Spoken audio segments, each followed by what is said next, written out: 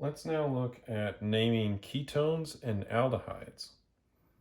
Ketones are typified by a carbon double bonded to an oxygen, but it has a carbon on both sides of that oxygen. Whereas an aldehyde has one of those substituents needs to be a hydrogen. Both could be a hydrogen, but at least one must be a hydrogen in order for it to be an aldehyde. So this is actually the simplest ketone that's possible. And you've probably seen this named acetone. And you'll notice that all of the ketones have an ONE name on them if it's just a ketone. And the aldehydes have an AL at the end. So let's look at these two simple ones right here. So I did call this acetone, and that is the common name, but that's not the systematic name. The systematic name is, well, this is a propane. It's got 3 carbons on it. So we drop the E and add an ONE to it, and we'll get propanone.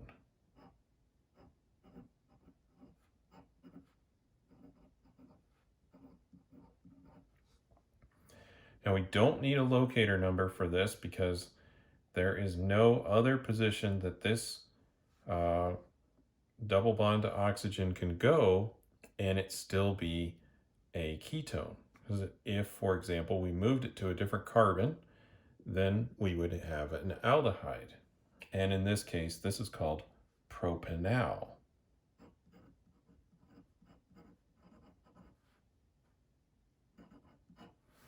And the ending there is this one's the "-one", this one's the "-al". All right, let's look at a few other examples for ketones and aldehydes. Now, before we had alcohols being a little bit higher priority group than amines were, but in this case, ketones are higher priority than alcohols. So we will number this one starting from this direction so that the ketone will be at the lower number position. So this is carbon 1, 2. So our ketone is on carbon number 2, 3, 4. So our alcohol is on carbon number 4. So let's start writing that out. I've got 4. And then when alcohol is a substituent, this is hydroxy.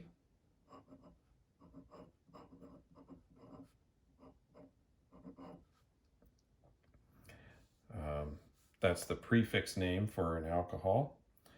We have a 5 carbon long chain, so that is a pentane.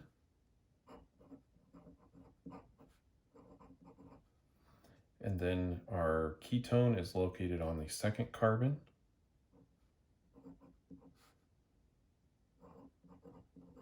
So pentane 2-one. That way we know that the ketone is located here, because it could be located in the third carbon, and that would be a different molecule. Let's come back to this one since that one has an aldehyde in it and a ketone. So we'll continue naming the ones that just have the ketones on the left here. Now, let's count up our carbon chain here. We've got 1, 2, 3, 4, 5. Well, let's check over here. 1, 2, 3, 4, 5, 6. So you may think, well, 6, that's the longest chain. But the longest chain must include all of the ketones possible. So our longest chain is the 5 carbons long chain right here.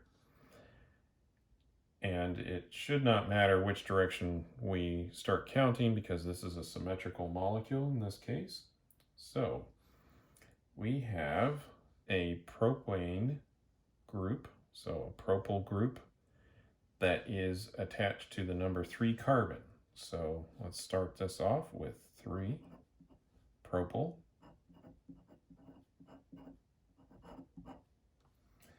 then we have a pentane.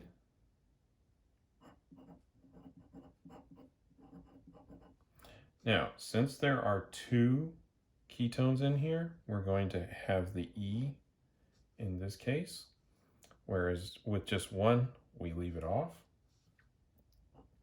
And then we need to locate the two ketone groups. So this is carbon number 2, that's 3, so 4, so this is 2,4.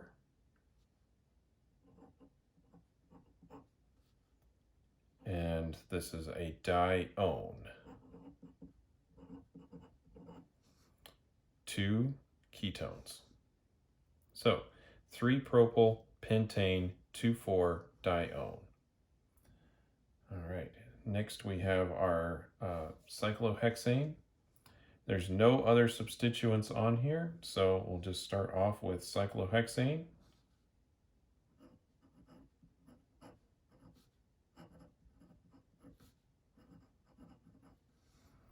And then we need to number our carbonyls. So we're going to go ahead and count in this direction. So if we count here, we can have 1, 2, 3, 4. If we were to count the other way, this would be at a much higher number. So this is 1, 2, and 4. And this is a trione, because there's 3.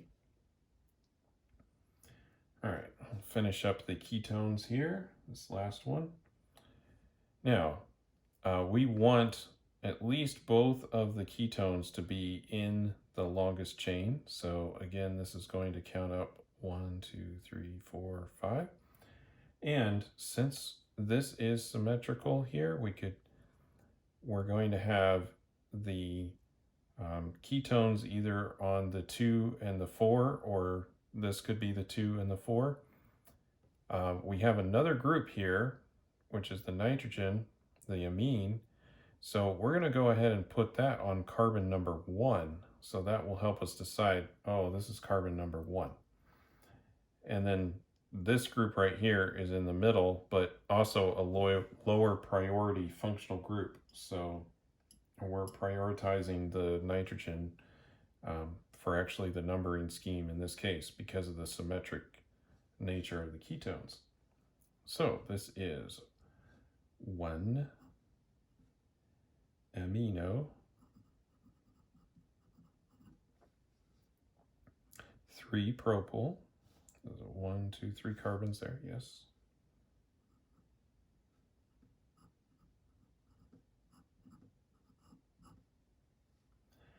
And then this is a pentane.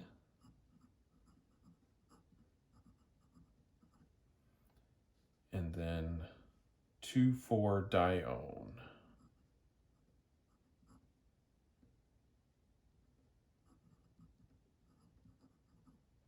So 1 amino, 3 propyl, pentane, 2,4-dione.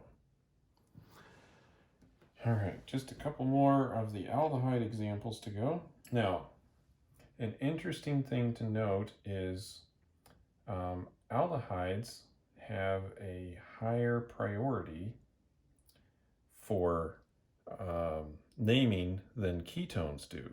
And when a ketone is a substituent, the prefix for that is oxo. So let's look at this. We're going to start numbering from the direction of the highest priority group.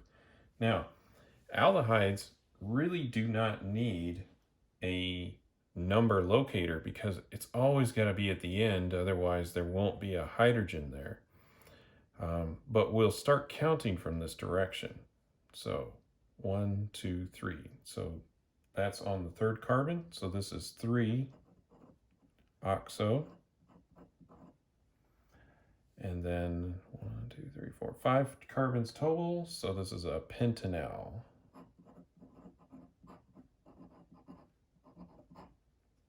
Because of the aldehyde there. Now we come to an interesting problem here. This is an aldehyde that's a cyclic compound. But you can't actually have an aldehyde on the ring directly because that would be a ketone, right? Because there would be a carbon on either side of it. So the only way to have an aldehyde is to have it just off the ring. So there's a special way of naming these. And it is, you say the ring, the name of the ring, so cyclopentane.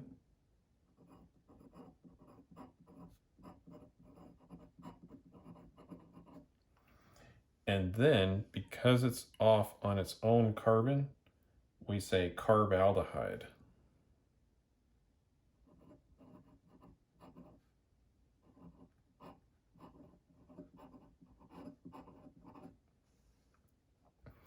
That tells us that there is an aldehyde attached to a ring. But there's a separate carbon there, so that's probably how to remember it. Needs its own special carbon to be part of the aldehyde, so carbaldehyde.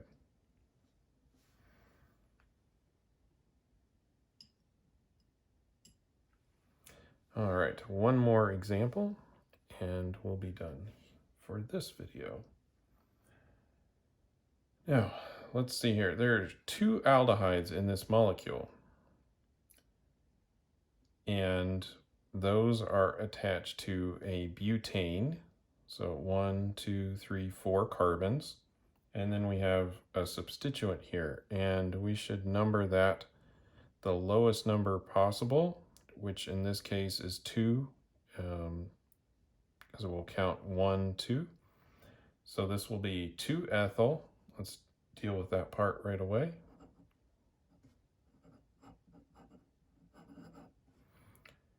And then there's a butane there. And then it's not necessary to provide locator numbers for an aldehyde because we know it has to be on the end of that chain. So we can just say dial. So 2-ethyl butane dial. So that's a little bit about how to name ketones and aldehydes.